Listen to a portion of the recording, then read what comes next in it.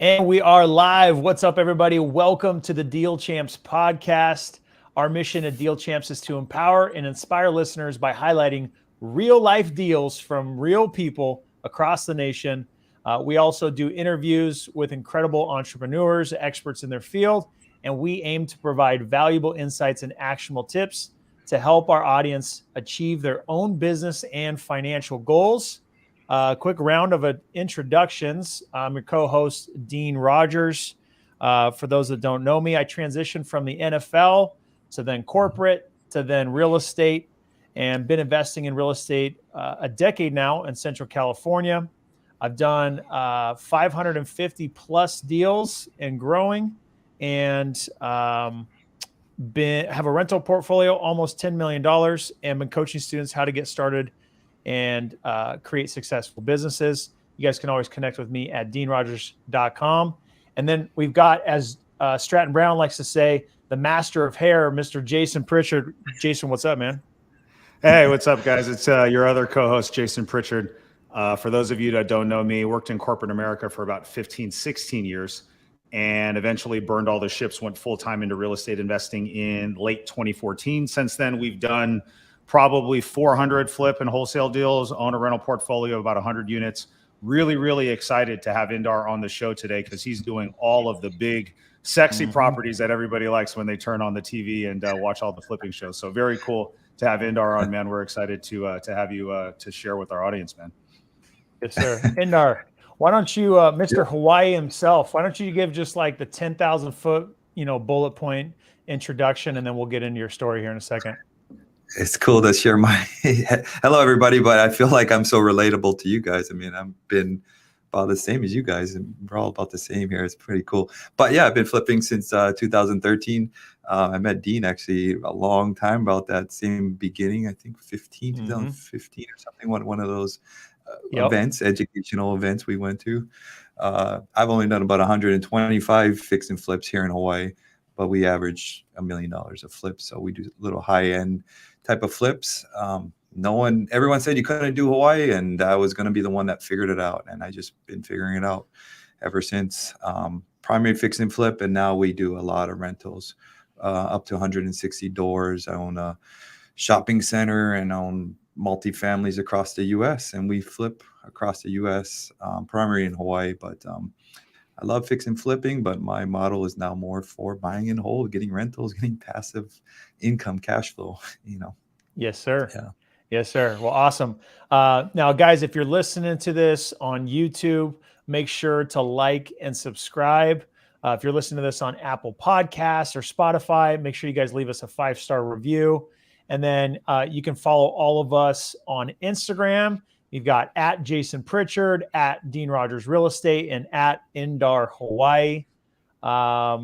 Let's see. If you guys are also watching this live and you're on Facebook, we'd love to see who's leaving comments. So you guys can do that if you go to StreamYard.com/Facebook. So let's get started. You've got a lot of super cool things going on. You and I have known each other for a long time. And for a number of years, you just had your head down, working on deals. Yep. I remember just kind of getting updates here and there. And then boom, you exploded. You cracked the code. You figured it out. And you got big time, dude. And I was just like, this is so cool to watch how, all of our journeys, every single one of us, Jason, myself, Indar, we all put in the work. We all kept swinging the bat. We made mistakes. We were trying to get traction. And then the overnight success. So it's been so fun to watch your journey. What was it for you? I only started posting on Instagram not until a couple years. I was always a grinder, work on your business, grow your business. And then I did social media later. And I kind of wish I did social media sooner, but yeah. I'm the same, dude. I was the same way. You gotta share the journey and start from the beginning, document the journey. But what was it for you, man? Because you said you felt like you were the one that had to figure out these $1 million super sexy flips in really expensive, really tough market of Hawaii, where there's not a lot of properties. There's not the same type of traditional buyers. How did you figure that out? I mean, there was no one scaling, no one doing it. There was people who do 1 or 2 a year in Hawaii, and no one scaled. Everyone said it's too expensive. We have a high capital raise per deal, so how can you scale that? We're carrying 16 flips right now, about 30 million in fix and flips, so I have to raise a lot of capital. That's so much. It's hard. Yeah. Yeah. So the capital raise was hard, but there was no one to look up to, and everyone said you can't. And to me, I just seen opportunity, seen, hey, there's no one doing this. Why not it be me? And early on, I had this mentor. He told me once I was doing this fix and flip, and it needed to be tearing down, and I was so scared of doing it. And he said, hey, you make 60 grand on this, or you make nothing. Somebody's going to do this deal, so it might as well be you. And I always think that same thought, like somebody's going to do this project, it's either you or somebody else. And I always just took that to heart, that that's what I look at as a deal. If I told you right now, I'll pay you 100 grand to figure out this deal, would you do it? And answers most of the time, yes. Right. Yeah. Mm-hmm. I think that way is often. Yeah.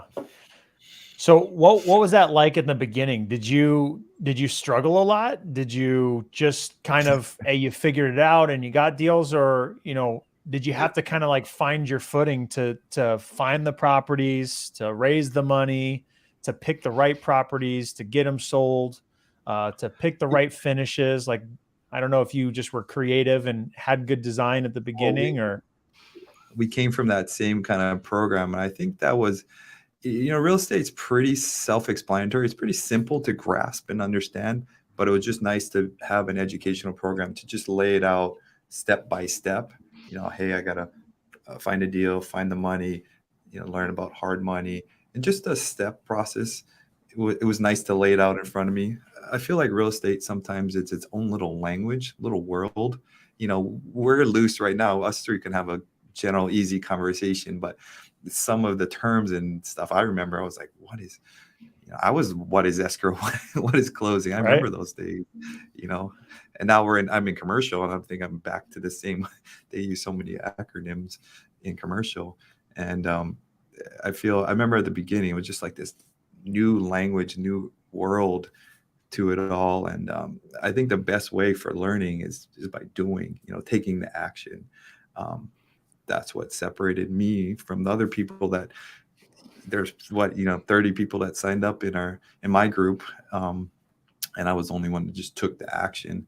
I kind of just stumble forward. I just do it now and figure it out later. And I still today, I just kind of stumble forward and figure out the mistakes as you go, and I still today, that's like my personality. If I have to do something, I do it now, and I don't like push it off. It's just kind of my nature. That's a little nugget right there, because I call that, building the muscle memory of taking action. If you procrastinate and tell yourself you'll do it later, chances are you won't, and you'll get not as good of a result. But if you train yourself to just take action when you need to do something, even if you're nervous about it or anxious about it, or feeling like you're not prepared, I think that's such a great thing that you recognize, is just doing it now. That will give you infinite returns by just building that muscle. Agree 100%. It's that confidence that you need. Because I tell people like that all the time, even when we're leveling up to do deals that we're not used to doing now, we're figuring it out as we go. But we've given ourselves the confidence by starting like with our very first house, right? And then eventually you graduate to commercial and apartments and things like that. But we all start from somewhere, and we're always figuring it out, man. So that's a great piece of actionable advice. Are you from Hawaii, Indar? Is that how you ended up in that market? And so talk to us about that, because I'm sure people were trying to talk you out of like investing over there because of the price points and stuff. So how did you overcome all of that kind of that scariness at the beginning with the high price market? There's this guru on Instagram, I won't say his name, but he's always like cutting down other markets, and he's saying this market's the best or that market's the best. To me, you can find a deal in any market. Any market you can find a deal. It can be in Alaska. I mean, that's probably, actually, I think Alaska is a great market, but not Alaska though. There's deals everywhere, and there's the one thing with real estate, there's always people that need housing. There's houses that need to be bought and sold, people getting foreclosed on and falling behind in any type of market. Even, when our market was crashing here in the last 6 months, 8 months, all of us investors recognize, hey, we're investors. We're going to still find deals. We're not going to, close up shop and, run away. So it was just thinking that there is availability, the mindset of abundance. I think there is, I can, I will, I must, there is deals out there. And I remember 5 years ago, I was kicking myself in the butt for not finding, getting rentals here in Hawaii. And I used to tell myself, there's no good rentals here in Hawaii. It's hard to find a 1% rule. I used to say that to myself. I can't find, and I was 100% right. If I tell myself I can't find and there is not, you're 100% right. And now today, I'm always like, there's abundance. I can find, there are deals out there. And that's where I think it starts for everybody, and I'm to this day, like I find myself worrying about something, and I have to change my mindset. There's abundance of money. There's whatever, that's that positivity mindset. I still correct myself today all the time. So here's a question. I have a follow-up one. So I hear the same thing, because we're in California, not necessarily our market, Central California, but you go to SoCal, you go to the Bay Area, right? Yeah, we're all, very, very expensive. And so we hear the same things. Talk about finding deals, right? So does the same direct to seller stuff that everybody's doing work in a more expensive market like that? Is it more relationship based? Is there something else that you need to do to find that initial deal? How do you go about doing that in a market like Hawaii? Well, me and Dean came from that same background, and I remember they were preaching to be like experts in one niche. I remember they were kind of preaching being expert in finding deals one way, and I never did do that. I just kept my feelers out to everything. I was cold calling and bandit signs and marketing galore. Tried the radio. I just constantly am trying to get my marketing out there. And to me, marketing is a big funnel. The more this feelers and the calling agents and whatever, it just trickles in from Instagram, whatever. It's just you're putting your feelers out there. People often think, oh, my webpage is not doing anything, I'm not getting leads, but often it may be just one of the ways the leads are just slowly trickling down. And early on, I had no money, and I just cold called agents. Right? I just called a ton of agents, and that's cost me free. I mean, that agent, he's doing the marketing, he's paying for the list, and he's cold calling, and yeah, I was just like, I'll write off of his coattails, and that's a free way, of course. But deals that's the hardest part of business, of course. Yeah, of course. Yeah, finding the deals. Do you guys have wholesalers out there? Are there people out there doing that? Do you find deals from them? People try, but it's a hard industry, because they're only 1 or 2, 3 or 4. Most of the wholesalers are just some of the high level guys will sometimes sell between each other. I'm not going to sell off the easy projects. I'm going to sell the really hard one. The lipstick and the kind of projects I'm doing myself. So I'll sell off some of the hard ones. I just paid last year. I paid a guy $100,000 for a wholesale deal. We'll make 2 off of it. So I'm fine with paying $100,000 sometimes for a deal. Depends on the deal, but we wholesale to each other once in a while. People try and come in. A lot of new guys try. But it's definitely a harder market to do. I tried wholesaling nationwide last year. I shut down when the market shifted. But wholesaling, you're great at it, Dean. It's the hardest part is finding your end buyer. A lot of people don't talk about. Sometimes you can lock it up, but can you sell that deal off? And can they close? Yeah. I feel like it's almost like you need to work backwards, right? You find your end buyer and then work backwards. Yeah, no, there's a whole process to it. Yeah. You're the expert at that. I shut my machine down. I was spending $20,000 a month, and oh man, so much time with the VAs and everything. And I went back to focusing on what I'm great at, fixing and flipping, so I shut my wholesaling machine down and stick to what I'm good at. So I wanted to ask you, how long were you flipping and, finding success with that until you decided to get good at something else, or to expand Mhm. your investment strategies in real estate? So how long was it until you started buying rentals, until you started getting into commercial type of investments? I mean, I bet we're all the exact same here. We all kick ourselves in the butt early on to should have kept more rentals, should have been focusing on some other stuff. I mean, we're probably all guilty of this shiny object syndrome sometimes. We get deals coming Mm-hmm. in from, outside of your realm or scope work. And sometimes a deal is so good, you just kind of figure it out. I get a lot of deals across the US, and I throw some stupid lowball offers at it because I really don't want the deal. And then I maybe lock it up and then I'll figure it out. Often that's what we kind of do is figure it out. And, as anyone grows in this business, you kind of start meeting great people and you get other ideas thrown at you from, I don't know, I've had my contractors throw me a cabinet company at me he wanted me to partner with. And as you just get success in life, I think you kind of grow. So it's hard sometimes to stay focused, and one thing, and continue at it because you kind of get that shiny object syndrome sometimes. We try, and I'm sure all of us has tried other things that, we just try. We're entrepreneurs, of course. So What I tried was the the drop thing. That didn't work. Yeah, we all get that shiny object syndrome every once in a while. I think it's just in our nature to keep kind of looking at other things. And same thing with me, man. I've come back to just like, this is what works, and let's keep going. So talking about those, we all got wrecked on drop shipping. yeah, I know it was tough, man. Jeez. Yeah. It looked cool. What It sounded easy. was the raising money component hard for you, Indar? I know, like out here, right? Like people struggle with like it's a couple $100,000 raised to do a simple project out here. You're probably high six figures, maybe minimum 7 figures, right? To just do one deal, right? So how did that process work for you? Because I think a lot of people will struggle just with the idea of I need to go borrow $1 million to even fund this project. How did that work out? Man, it's always, I mean, I don't want to say it's ever easy. It's always hard. And I think as we scale and grow, I'm doing a flip, multifamily flip here in Hawaii, and we got to raise 1.2 million raise.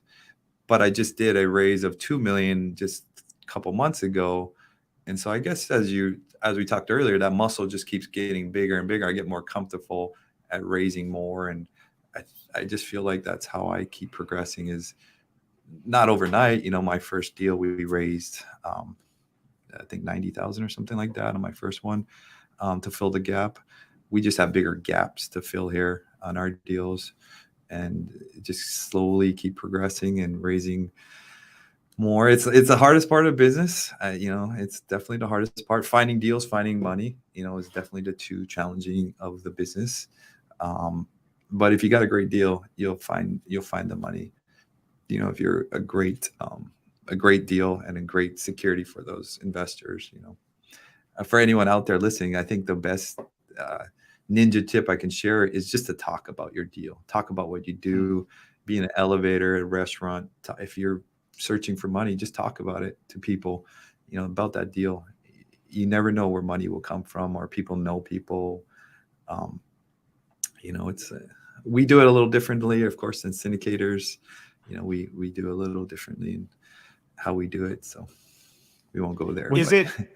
Is it typical, Indar, for like a larger deal like that? Do you bring in one private investor and fund the whole thing, or is it more typical to bring in like a hard money lender to fund like a big chunk of it, and then you bring private money in like second position to fill a gap? Or are you sharing equity with your investors? How do you structure it with some of these more expensive deals? Because like out here, we'll typically just pay rate and term, just straight interest across the board. We're not letting the investors participate in equity, but maybe on a multi-million-dollar deal, that's maybe standard. I don't know. So share a little bit with that as far as deal structure on the financing side for the people that are watching.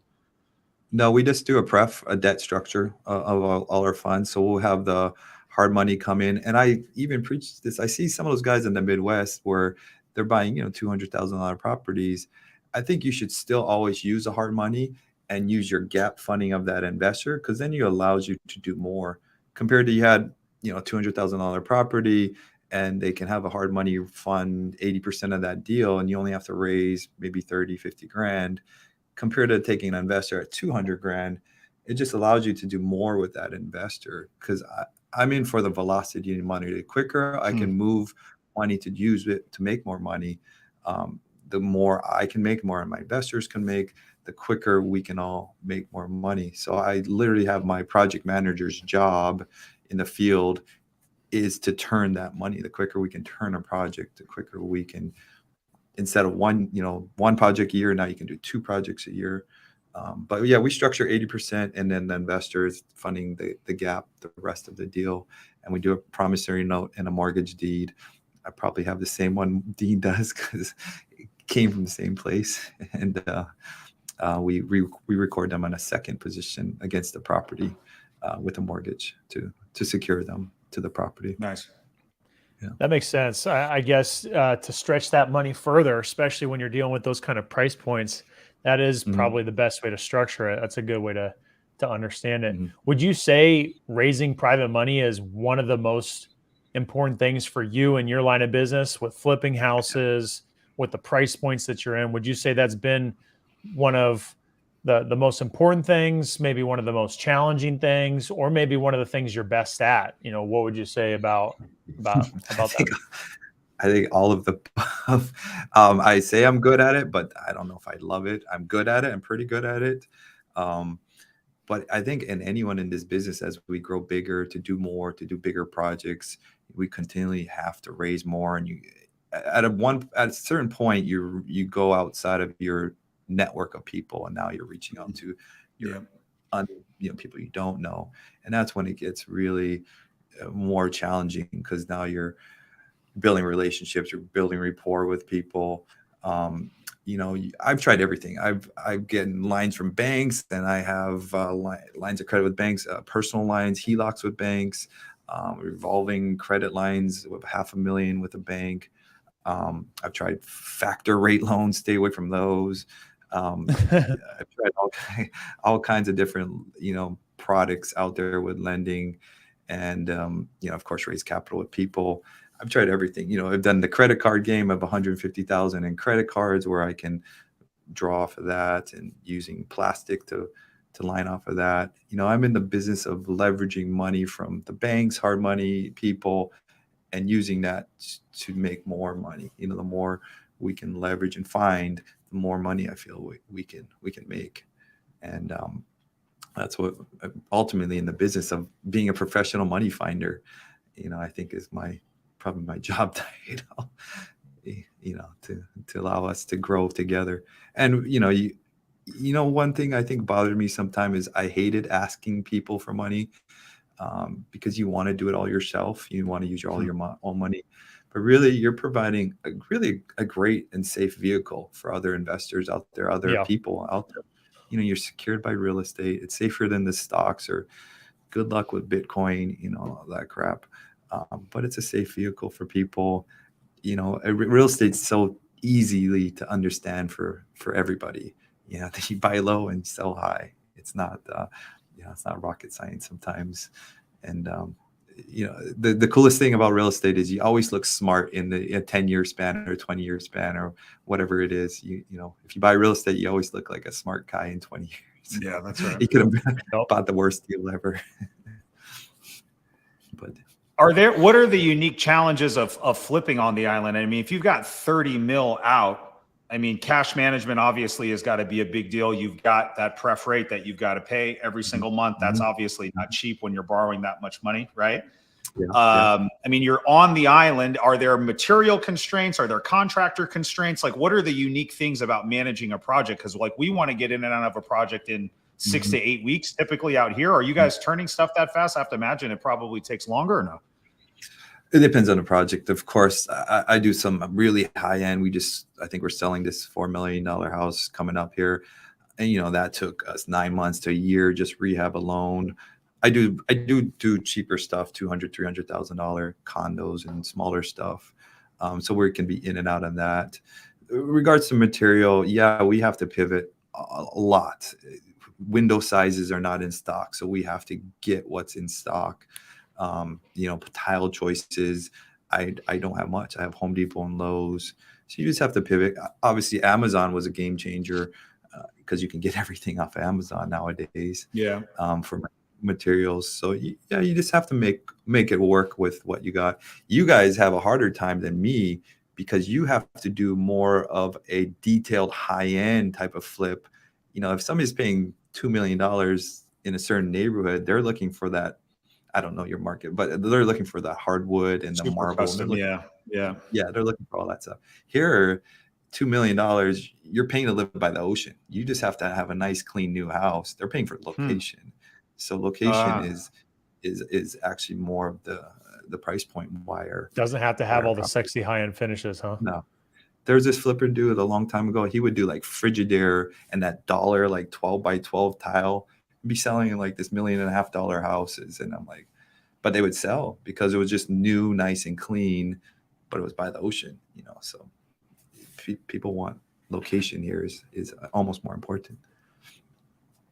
Get rid of the termites. Are contractors harder to find out there than out here? Like, and how does that work as far as labor prices? I have to imagine I can't. Indar just posted about that. Yeah, that's a struggle. Yeah, that's always a struggle. I have a contractor's license myself, so I came up in the trades. That's kind of my background. So that's my cheat code sometimes in the business. There you go. But on the outer islands, we struggle. We struggle on the outer islands to find good contractors, guys who want to work.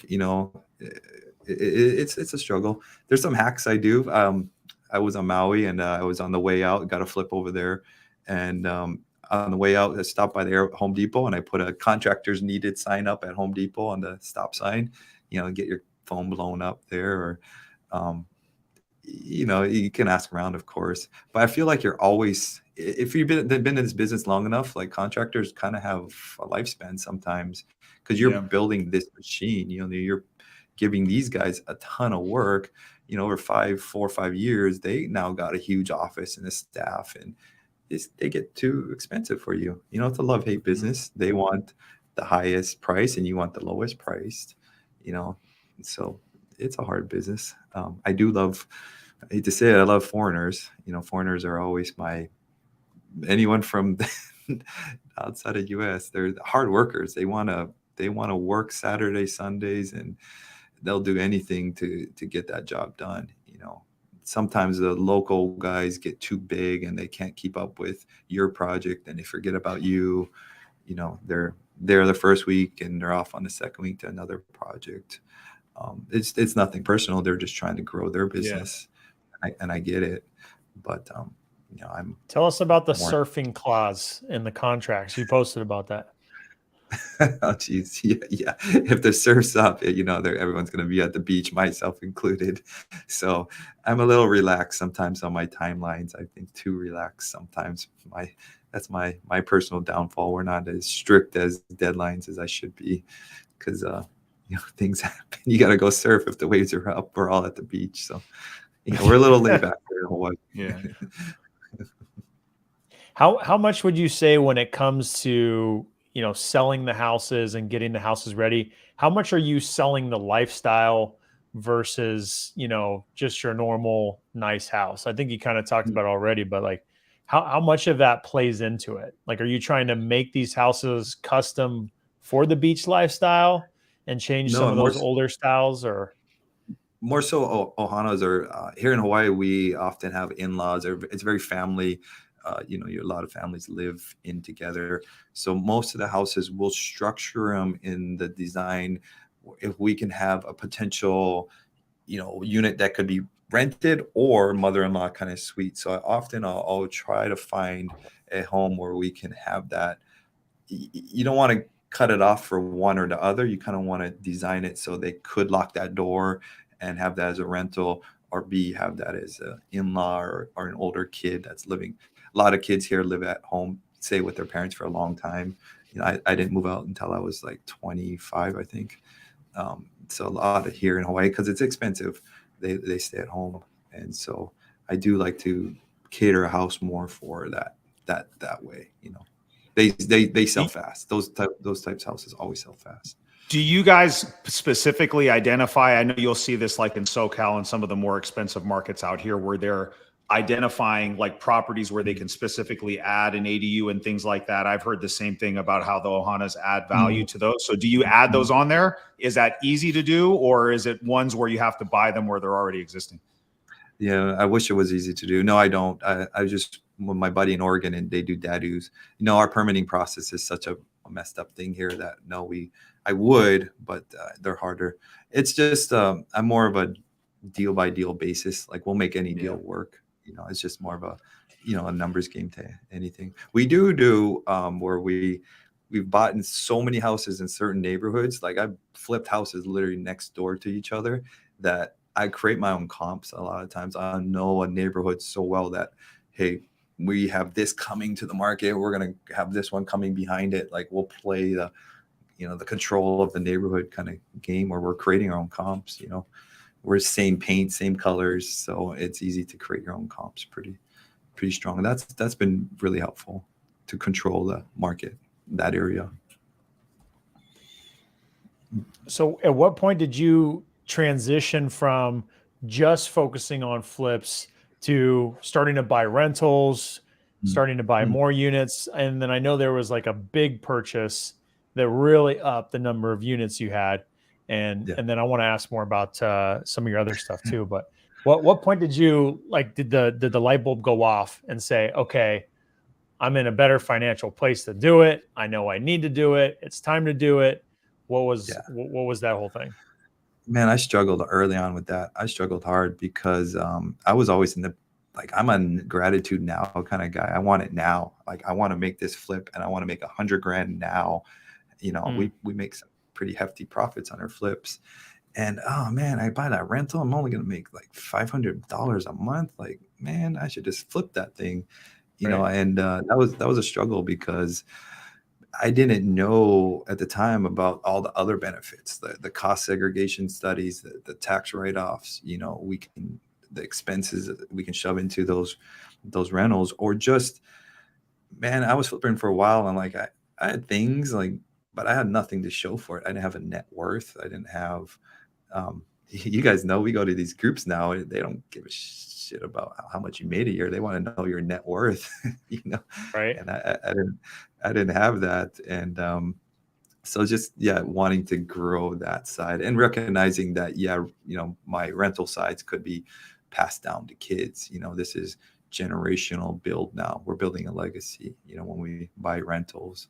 The flipping is a job and you got to keep doing it. And it's a job, it's a hustle, and it's a day in, day out grind. And, the rental properties, it's work, but obviously a lot less work. And it's just generating passive income. And then 2019, I actually did my first cost segregation study, and I was a freaking game changer, man. I was paying a ton of taxes, and I didn't realize you can cost seg even just like single family houses, Right. I always thought it was like shopping centers or something. And I did a cost seg study, and that was the game changer for me. And I've been hooked ever since. I buy these assets just for the tax savings, the cost segs. And it's a different game now, I guess.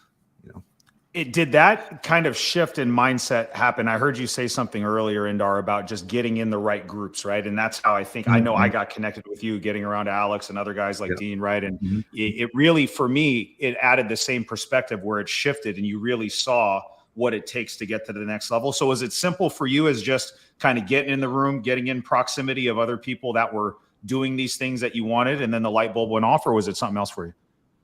Actually, I had this funny story. I remember early on. So Dean's about a year ahead of me in the program, and we were at a dinner or restaurant or somewhere. I think San Diego. It was one of the events, and these were huge events. I mean, we had like 10, 20,000 people there, and I looked up to Dean because he was doing it. He was crushing it, and I just wanted to hang around with Dean, Hector, these other guys, Chad. And I was just did one flip and I just wanted to be around them. I think one or two or something. And it's the same thing to this day. I just want to be around people who are doing it. and being around people who are like-minded. It's something about like if us three were just to cruise and hang out, like we would just relate so fast because we've struggled to, we know the struggles. We have that same drive to do the same things, and we love the same thing. We love real estate, in general, and I think just being around those people, and more so, you guys like would know the same struggle I had. If I shared my real struggles, personally with you guys, I'm sure you guys would just like click like that, and you would know how that feels inside. And I think that just brings us so closer together in some of these groups where we can help each other and grow together. And I was at another meetup. I'm with Brandon's group, and we're at dinner, and the conversation is not about, oh, how's your day going? It was, what's your goals for the next quarter? What are you going to do to get there? What can I do to help? And these guys are millionaires, so I'm like, man, this is like people I need to be around. It's cool. And that was very insightful, dude. And I don't hear a lot of people say that when you talk about networking. It's all of it is abundance and the help that you get, but it's the common understanding of some of the struggles and stuff. Because we deal with one of the things that people don't realize when they look at social media is they see the highlight reel and they don't understand that the level of problems rise concurrently with your level of success. So it doesn't get any easier. It gets harder, in my experience, it does, right? Oh, yeah. And it's very hard for other people to relate to the types of issues that you have. And one of the things that you get when you either pay to be in those rooms or you just put yourself in there through active networking is getting around people that can understand where you're coming from. That's a good takeaway, dude. I really, you got to weed them out too. You that's right. Too. If we were just in a random room together, you kind of got to weed them out, because half the people may be, asking about escrow, but you want to be around that other half that's asking about how do I scale my business, how to hire, how do I grow, how much do I pay my employees? That's right. I think the hardest part sometimes. So one thing you mentioned subtly was that you just bought a shopping center. So I remember you posting about it, and I was just kind of like watching with each update you posted about it, and I'm like on the edge of my seat too with popcorn, wondering like, are you going to get this deal closed? What's going on? 8 months, man. It was tough. Yeah. Break down that whole deal for us. Break down the whole deal for us, like what it was like, what the experience was like, what some of the numbers were like. Tease us with this deal. Well, we bought a $5.5 million shopping center at a 12 cap. 12 caps are extremely good in the commercial world. It's a market I was looking at, I'm interested in, and it just got better and better as I dove into the deal more. And I wasn't gonna buy it because they wanted more, but I ended up getting just a great deal. Got some seller financing, some credits in there. But the hardest part in commercial is the lending side of it, especially right now with our lenders tightening up. Man, I went to the first lender, they couldn't sell the loan off, and I had 500 earnest money at stake. I won it on an online auction, actually, this deal. So I had a huge EMD, 500,000. So, man, it's no joke. No joke, dude. Yeah, that's no joke. Yeah. So my EMD was hard too, and it's anyone listening, if you have 500,000 hard, you're gonna figure it out. And we just hard EMD stands for non-refundable for you guys that are not. Yeah, for those of you guys that don't know the jargon and the means you better figure it out, or that thing's it's gonna be real hard because that money's gonna be gone. That $500,000 is spent whether Indar closes the deal or not. Yeah, so that's what that means. So we figured it out. The lender changed from 75% LTV down to 70. Okay, I'll make that work, and then down to 57% LTV last minute. So I had to raise another freaking $1 million, just shy of $1 million, and last minute. So that's why I was scrambling at the end and trying to quickly raise and get it figured out, and we were able to do that, and we got it, and now it's amazing. It's actually a lot better than I thought it would be, and we're buying it. We're buying at $5.5 million, and the market's at an 8 cap, and so we'll refinance at 8 cap and be valued at $8 million. So I'll burr it out, so anyone listening, I do this sometimes. I'll refinance properties into even a higher rate. We bought it at we're actually at a 12%. We ended up using private equity to buy the damn thing. But we'll refinance out at an 8% rate, whatever it is. We don't care about rate. We care about velocity and money. And the quicker I can refinance out, take all of my investors, we have about $2 million to take out of the deal. We'll take that $2 million back out. I can redeploy that to buy more money, more deals, and make it move quicker, And so we kind of have three phases: buy it now, whatever it takes. Just buy the damn deal, raise rents and do your thing, add value, refinance it out, get all your money back out. And then when the market comes back around in 2-3 years, whatever that is, my crystal ball is broken, so I don't know. We'll do a rate and term, and we'll just swap our existing loan for a newer, cheaper loan, and then let it live in that cheaper loan. And it cash flows all the way down this thing, but that's our final, resting loan. So it's not like an overnight kind of like, oh, I bought it and, it's gonna be amazing right away. It's a process, but yeah. And I mean, you said it was 8 months to do the initial acquisition, right? Yeah. What does the value add component look like? Is it another 12, 18, 24 months? Is it faster than that? So like walk people through not just the life cycle of the deal, but the amount of patience you have to see on this thing, right? Because you're 8 months worth of work with no guarantee that you're going to get paid. Plus you got $500,000 on the line the entire time, right? Then you got to probably put some more money on the value add component before you can get to the refi. So you may not be seeing either positive cash flow or cash out refinance proceeds for a couple years down the road. Is that right? Yeah. Well, we're lucky we structured this deal that we do have cash flow right now, just not as much as I want. We did an interest reserve, so I paid up most of my interest for the next 6 months. So it should take us about 6 months. For anyone listening, how the process works, how we value add. In a fix and flip world, we add value by making a new floor, new kitchen, new roof. We're forcing appreciation through actual, making it nice.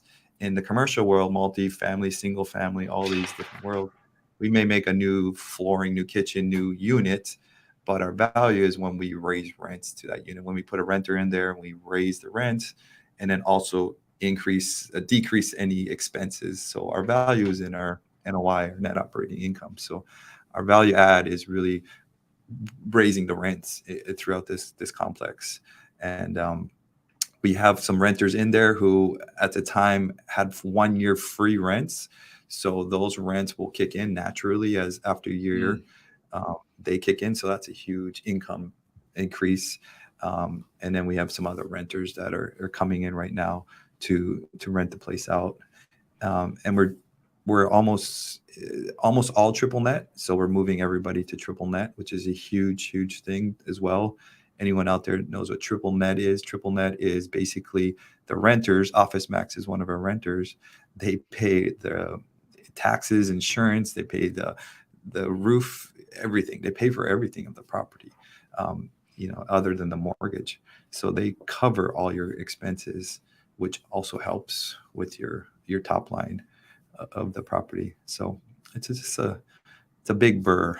We burr everything from single family houses to big shopping centers. So was the value add component on this deal, Indar, the thing that made you like it? Was it just the rents were really low? Was it like, what was the big thing? Is that what you went in and identified? So if somebody's looking at one of these deals, they looked at that, like, is that what you looked at? Yeah, it was the rents.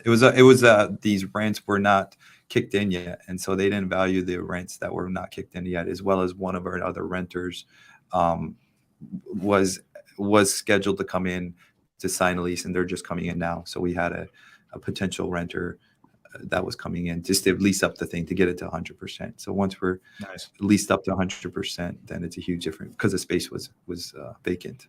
So yeah, it was just the income raise of the rents, as well as get this last big renter in there. And then we're gonna wait 6 months, because we got to wait 6 months for to do anything. We'll wait 6 months and a day, and then we'll start that refinance process. Yeah, seasoning. And it's a hard refinancing. Is not easy either. I mean, people hear about the burr process and all this, man. It's not easy burring properties. Anyone out there think it's just like a walk in the park? Like it's like refinancing, working with banks, and it's a whole animal. Like you need a team, I think, sometimes to work with the banks. The amount of paperwork and things you got to do. It is, and I mean, the bulk of my experience is on the residential side, and I mean, you said it earlier when you brought up this deal. It's like there's so much volatility right now in the commercial lending space. I only feel like it's probably going to continue to get more volatile as things shake themselves out, right? So, what was your? I mean, there's obviously some risk on your end of the unknown of like, what is this lending environment going to look like in 6 months when we're ready to pull the trigger on it? So, for you, were you thinking the safety net that you had was just, hey, I just bought such a great deal that I felt comfortable even knowing with some of these unknowns? Was that what it was? Or was there anything else that made you feel comfortable pulling the trigger on this thing? Well, that it will cash flow even at this horrible 12%. We're still making money. We're still all right, even at the 12%. So I'm not putting money out of my pocket. Obviously we'll refinance to an 8% loan. So we'll still be a lot better. So being that the cash flow is so high on this thing off the bat is the biggest thing. I've done some bigger projects as well when we ended up having to put money into the deal and to keep it to fix it up and do it all. But the refinance part's gonna be the next challenge. Calling, like I cold call banks. Like I'll call banks. I'll spend a whole day calling all the banks in that neighborhood or that area, calling all the brokers I know. My learning experience from this one shopping center is I think I would pay for 2 commercial lenders to go all the way down. I would pay for appraisals, everything. Appraisals are $6,000 a pop. They're not cheap. I would pay for appraisals all the way down to the finish line. Don't tell each other about them, and whoever can kind of close a deal, do it. The only cost is that because you want the insurance in case one of those lenders falls out, or you're shopping the best terms, or both? No, for the fallout. Yeah, I was lucky enough the seller gave me more time, but you know how like you're shitting a brick sometimes if that seller doesn't want to give you more time, right? There's such a time constraint on our deals, and no one feels. Hey, Lahaina. We still got your audio, Indar. Yeah, you can keep going. She'll switch the cameras here. I think that one died, but we're so much on a time constraint on there it goes on we'll just use this camera. But we're so much on a time constraint that no one else feels it but us. Like escrows and lenders, they're like, oh yeah, we'll get to it. But like we're like, you know what I mean? You guys know that feeling. Like, come on, we're closing tomorrow. Yep. And that's a good nugget, dude. I didn't think about that, and it's like it is almost like a secondary insurance policy on getting the deal done, right? Like because the due diligence is not cheap on a deal like that. I know that for sure, right? So you're putting that money out, but think about the downside of if you're on the 1 yard line and that lender just pulls the plug on the loan, you're going back, and it's not like you can just restart that and in 2 weeks you're closing. You're basically restarting, and it's another 60, 90 days to go through that whole process with another bank if you're lucky. So that's a good nugget, man. Yeah, especially on those larger deals. Yeah. I think I would do that. Yeah, in 2020 for sure. I mean, I lost actually $26,000 on an escrow. On appraisal. We had this other deal we were buying, and we pulled out last minute, and we lost $26,000 just on appraisals. But we're playing big. What kind of deal was that? I was buying 3 buildings in Minnesota. It was actually a Matt Onofre deal actually, and we pulled out. Matt. Yeah. I just saw the headline with him. Well, good for you. Yeah, you were probably smart. Yeah, chalking that up as cost of doing business. Yeah. But you got to pay to play sometimes. Yep. But I'm into buying more rentals. We're trying to buy package deals too. Look for the older gentleman in his 80s who wants to get rid of his portfolio. I love those types of deals, where we can buy. We bought 37 houses in Connecticut, and it's a lot easier to buy a package of deals and sell off the bad ones. Keep the good houses. So you brought up something that's important there. I hadn't heard of that person's name, but I just did a Google search, and that's all it took for me to understand what's going on there. how do you protect yourself, as you continue to get in different circles? You're going to meet a lot of incredible people as you level up, because it just starts to filter out on its own, Yeah. starts to filter out on its own. The people who are not real, who are not doing things the right way, will, opt themselves out essentially, and not be allowed to be in those circles. But how do you protect yourself? Because as we're looking to surround ourselves with more people, and we understand the power of that, of course. What do you do to kind of like make sure? Are you like really selective around who you meet, who you bring into your circle? Are you like trying to meet as many people and you'll just kind of figure it out, or what's your approach to meeting the right people? I mean, I just naturally hang out with people who are just good people. I live by the law of abundance. There's enough for all of us. There's enough deals for everybody. I mean, I think if me and you, us three were to hang out right now, we would just be an open book to each other. I think once you get success in life, we're just so helpful to each other, because there's enough for all of us to succeed, and there's enough for everybody. And the bad ones naturally weed themselves out, of course. And I was competitive early on, of course, but now once you pass that, now you're like, whatever. There's enough for all of us. And I'm just an open book. Like I was just with Alex Camacho yesterday, and just talking about our struggles and what we're working on, and private conversations with each other. And of course, it's a struggling in a business, and it's it's hard to grow. I think all of us could have stopped probably a couple of years ago and been completely fine in life, but we have this natural growth mentality. And the bad guys kind of just weed themselves out. They just get stuck in their system of whatever their lies or whatever. It just keeps growing and growing, and they just kind of grow off. We're trying to grow, so I think as we're trying to grow, that we just naturally progress to a bigger person, to a more cooler people. Right. How much would you say of your success right now is attributed to people that you've been meeting, people you've been partnering with?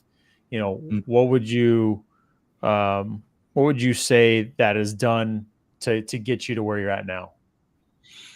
The education, of course, is huge. I continue to pay for these high-end courses and events, and some of these groups are like, they're not cheap. I go to the Maui Mastermind group. It's like $8,000 to go. It's not cheap.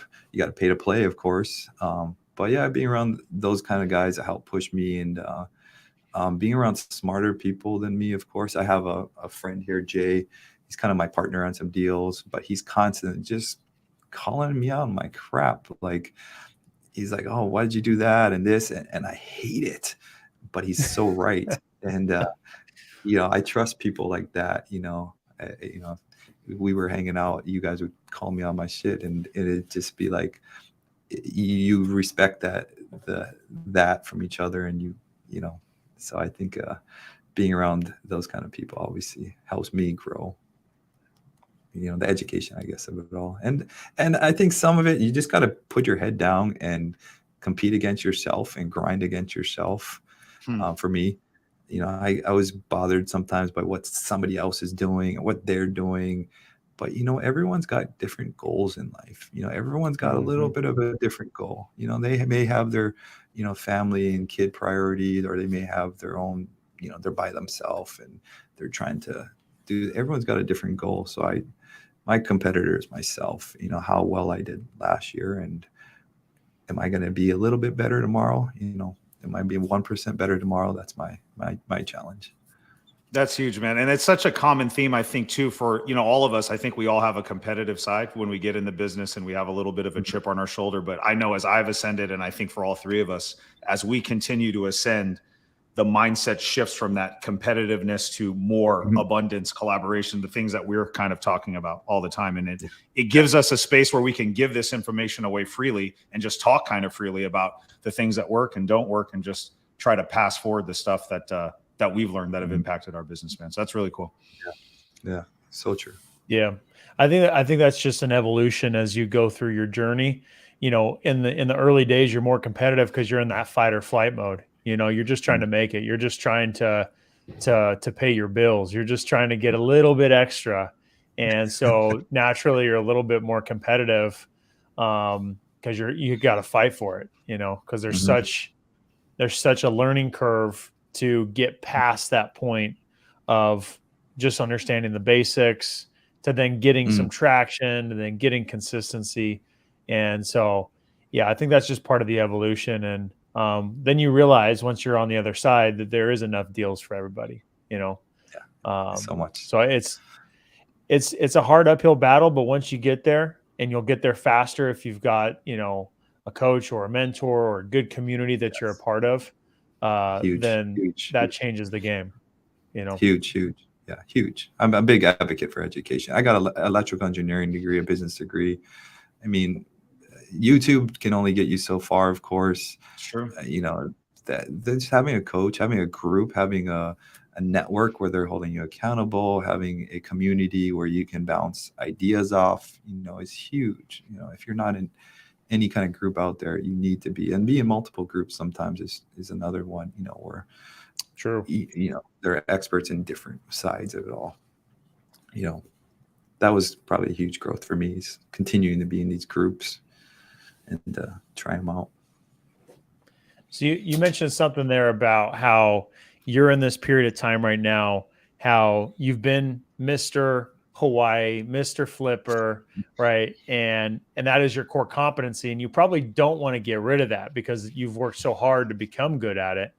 But you're also going through a transition where you're shifting more towards cash flow and more passive type of deals.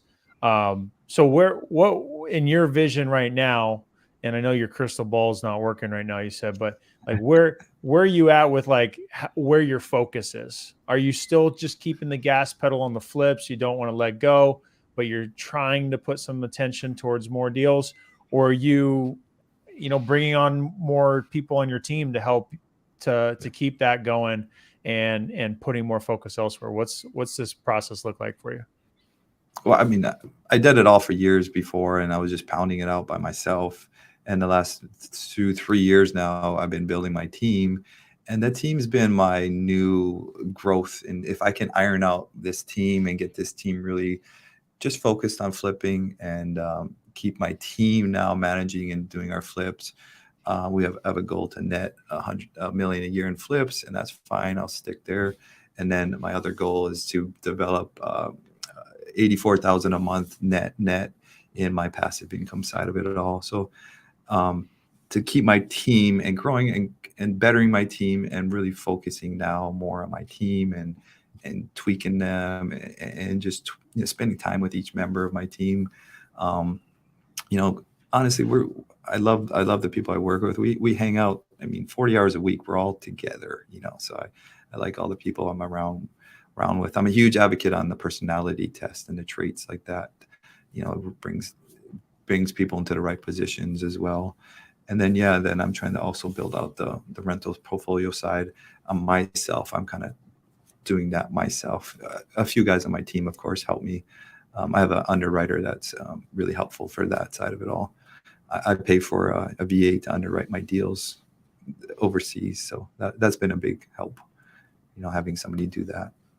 What did that identity shift look like for you, Indar? Because I know a lot of times, right, it's all hustle and just hard work at the beginning, right? And I feel like a lot of us, like the three of us, probably went through similar things at the beginning. We're just wearing all the hats. And then you reach this point where you just can't progress any further being a one-person army, right? So was it hard for you to release like some of this responsibility and delegate that? I talk to a lot of people that have found some initial success, but they can't let go of the responsibility, and then they just stay at that certain level, and then they just stay stagnant and they don't have any more growth. Yeah, it's tough. I remember 2018 or so, I was like, I'm good. Like I'm doing 20, 30 flips a year. I'm good. We make a ton from our flips. I didn't need to do any more. So I wasn't progressing my growth anymore because I was like, I'm good. Like we're making, close to $1 million and I'm good. And then I decided, man, I'm doing this all by myself. It's tough. And first hired a VA. The VAs obviously are the best hires right off the bat, helping with just some of the paperwork and closing docs and some of that. And then we got an admin and then a full-time bookkeeper.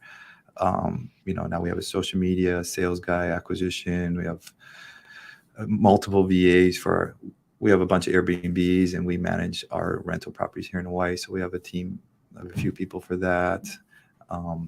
So as you grow, it's a struggle. I'm not an expert at the growth, and I'm not going to say I'm great at it. I just keep learning as I grow, and I make mistakes. I made some bad hires, and I learned from that mistake. I can share with you guys. I hired somebody and I taught him everything. He was like my right-hand man, doing everything for me. Ended up kind of screwing me over, and parted ways. But now in hindsight, in 2020, now I need to build a company. I don't need a right-hand man. I need a company. So I needed to partnerize. I needed a sales guy. I needed an underwriter. I needed a transaction coordinator. I was trying to have somebody do all of those tasks. And it's tough when there's like one person that's like a single point of failure for so many different things. You lose that one person, and it feels like your whole business goes sideways like overnight. And I know I've gone through that same thing, dude. I'm sure Dean has it. It can be scary. So it's smart to identify roles within your business, hire people where their personality matches that role, and then you kind of mitigate some of your risk as a business owner. So if you lose that one person, it doesn't totally throw everything out of whack. So that's another really good piece of advice as you're in this growth stage as a business owner and trying to remove yourself from some of the day-to-day stuff. It's like the one thing they don't teach you in like how to scale and grow a business. Like that's just something we just learn as entrepreneurs. I think I wish they taught that kind of stuff in school. Well, dude, it's been an absolute pleasure to have you on. I know we've known each other for a long time. It's been just super fun to watch your journey. I know like you're probably feeling similar to the way I feel, to where you've worked so long to get here. And now that you have like new perspective, you feel like you're probably just getting started. Like there's so much more that you can do. There's so much more that you're excited about, and your capacity, your potential just keeps growing. So I'm excited to go along the journey with you and keep watching. Been great to have you on the Deal Champs podcast, and we'll definitely be watching your journey. Yeah, thank you, Dean. Thank you, Jason. It's good hanging out. Good talking store with you guys. And if you ever come in Hawaii, man, I got 9 Airbnbs. You can come stay at one, or I know Dean's got a big family. You don't got to twist my arm, dude. Did you just hear that open invite right there? Let's go. You don't need to twist my arm. I'll be there, bro. You guys know my buddy Alex. He's always hitting up my Airbnbs. He's always over here. So come. No lie. Expect a text very soon, and that's not a joke. Right. I'm taking not that. a bad place to visit. I'm not hesitating. So thanks for everybody for watching the Deal Champs podcast. Again, if you're listening to this on YouTube, make sure to leave a like and subscribe. If you're listening to this on Apple Podcasts or Spotify, make sure to leave us a 5-star review. You can check all of us out at Jason Pritchard on Instagram, at Dean Rogers Real Estate, and at Indar Hawaii. What a great guest to have today. And again, thanks so much for coming on, Indar. Thank you, guys. Thank you for having me. Awesome hanging out. Thank you. Aloha. Aloha, everybody. Peace. Aloha.